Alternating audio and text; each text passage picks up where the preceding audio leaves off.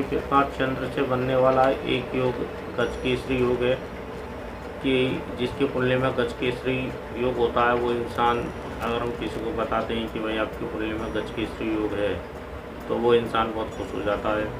दोस्तों, अच्छी बात है, इंसान को खुश होना भी चाहिए। चंद्र से गुरु केंद्र में हो तो उसे गजकेसरी योग कहते हैं। गजकेसरी योग वाला इंसान बहुत ही बुद्धिमान होता है, स्वभाव में अपना प्रभाव डालने वाला होता है, दीर्घायु होता है और अपनी बल बुद्धि से दूसरे लोगों को अपनी बातों को मनवाने वाला होता है। तो ये किसी भी योग का मतलब ये नहीं है कि इंसान बहुत ज़्यादा धनी हो जाए। लोग वक्त सोचते हैं कि भाई मेरी कुंडली में ये योग है पर मेरे पास पैसा नहीं है। तो कुंडली का मतलब ये नहीं है कि भाई पैसा, या आपकी कुंडली में अगर कोई योग बन रहा है तो उसका मतलब आपके पास बहुत सारा धन आ जाए। आपके शरीर और मानसिक स्थिति पर उसका प्रभाव रहता है। आप वैज्ञानिक हैं तो कहीं से भी पैसा खड़ा कर लेंगे, लेकिन वैज्ञानिक होने के लिए आपकी कुंडली में उचित योगों का होना ज़रूरी है।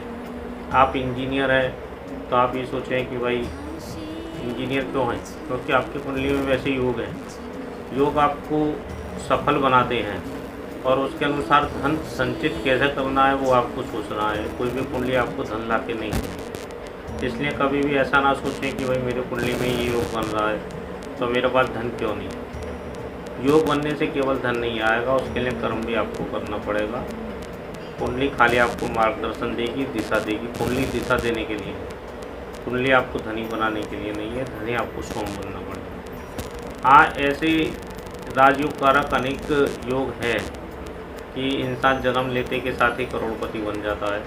वो विशिष्ट लोगों के कुंडली में देखे जाते हैं और वो लोग ऐसे होते भी हैं कि अनेक लोगों की हमने कुंडली का विश्लेषण करा, क्योंकि हमें तो गरीब से गरीब की कुंडली का भी विश्लेषण करके अपने प्रैक्टिकल करना है। और धनिक लोगों के और राजनेता और जो फिल्म स्टार हैं उनकी भी कुंडली का विश्लेषण करते हैं कि भाई ये लोग फिल्म लाइन में किस ग्रह के प्रभाव से गए या इतने सफल राजनेता किस ग्रह के प्रभाव से बने हैं। तो सभी योगों का अलग अलग मतलब होता है। इसी प्रकार हम गजकेसरी योग के ऊपर जो चर्चा कर रहे थे, गजकेसरी योग वाला इंसान बहुत ही ज़्यादा बुद्धिशाली होता है। अपनी बुद्धि और विवेक से वो जीवन की ऊंचाइयों पर पहुंचता है।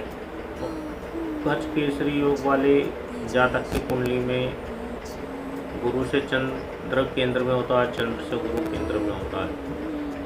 गुरु धन का कारक है। अगर गुरु आपकी कुंडली में बहुत अच्छी स्थिति में है तो आपको धनी बनाने की कोशिश करेगा। चंद्र मन का कारक है। चंद्र अगर अच्छी स्थिति में है तो आपकी मानसिक स्थिति बहुत अच्छी रहेगी। और ये दोनों ग्रह एक दूसरे से केंद्र में होने पर एक दूसरे ग्रह को बल देते हैं, जिसके कारण इंसान को अपने लाइफ की दिशा चुनने में बहुत ज़्यादा कठिनाई का सामना नहीं करना पड़ता है और वो सही दिशा में काम करता है और उसी के कारण उसे प्रगति मिलती है। तो ये बहुत ही अच्छा एक गजकेसरी योग है। जिन लोग जातक की कुंडली में हैं उनके पास भले पैसा नहीं है, लेकिन वो अपनी मानसिक स्थिति देख सकते हैं। वो लोग अपनी सोचने का तरीका देख सकते हैं और लोगों पर उनका कैसा प्रभाव पड़ता है। वो लोग कैसे रहते हैं, साफ़ सुथरे रहते हैं या कैसे रहते हैं, वो भी देख सकते हैं। अगर वो साफ़ सुथरे रहते हैं तो इसी योग का प्रभाव है। अगर वो वक्तत्व शैली उनकी बहुत अच्छी है, लोगों को अपने बस में कर लेते हैं, तो वो गजकेसरी योग का ही प्रभाव है। जो लोग विदेश यात्रा करते हैं, विदेशों में अपना वर्चस्व जमाते हैं, विदेश से धन कमाते हैं, उन लोग की कुंडली में अगर ये योग है तो वो ये मान सकते हैं कि हाँ भाई हमारा ये योग काम कर रहा है। तो दोस्तों, इसलिए सभी दोषों का और सभी योगों का अलग अलग फल होता है, जिससे कि उन्हें अपने जीवन के शिखर पर पहुंचने में बहुत ज़्यादा एक सहायता मिलती है। इसलिए कोई भी ग्रह खराब नहीं है, कोई भी योग खराब नहीं है। अगर बहुत ज़्यादा खराब ग्रह का योग कोई बता रहा है तो भी चिंतित नहीं हो। बहुत ज़्यादा अच्छा योग कोई आपकी कुंडली में बता रहा है तो बहुत ज़्यादा खुश भी ना हो जाए, क्योंकि कोई भी शुभ ग्रह और अशुभ ग्रह एक स्थिति हमारे मन को प्रभु परमात्मा की तरफ मोड़ने के लिए इशारा करते हैं। इसलिए अगर आपकी कुंडली में खराब योग बन रहे हैं तो परमात्मा की तरफ मोड़ें।